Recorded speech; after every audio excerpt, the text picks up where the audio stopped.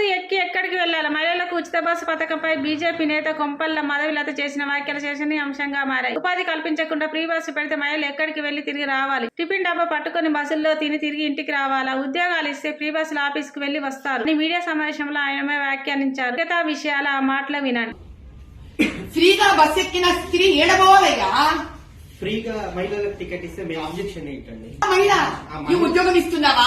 నువ్వు ఏమన్నా 33% ఏమైనా ఎలక్షన్లలో నువ్వు ఇస్తున్నావా? టికెట్లు ఇస్తున్నావా? పోస్టులు ఇస్తున్నావా? ఆ బస్ ఎక్కిన మహిళ ఎక్కడ పోవాలి తమ్ముడు? టిఫిన్ డబ్బా కట్టుకొని తిరిగి ఇంటికి రావాలా? మహిళలు బయటికి వచ్చి ఉపాధి కల్పించుకొని ఏ ఉపాధి? నువ్వు ఉపాధి కల్పించాలి కదా వాళ్ళకి. నువ్వు బస్ ఇచ్చి ఉపాధి ఇవ్వద్దు. ఏం చేయాలి? మనకి డబ్బా కట్టుకొని బస్సులో కూర్చొని తిని వాళ్ళు ఇంటికి పోవాలా? అంటే మీరు మహిళలను అవమానిస్తున్నారా? ఏమంటున్నా నేను? నువ్వు ఉపాధి ఇవ్వు. ఫ్రీ బస్సు ఇచ్చినందుకు ఆ డబ్బా పట్టుకొని ఏడమోవాలామే? ఆ బస్సు ఏడాగాలే? ఏ బస్ స్టేషన్ లాగా బస్సు?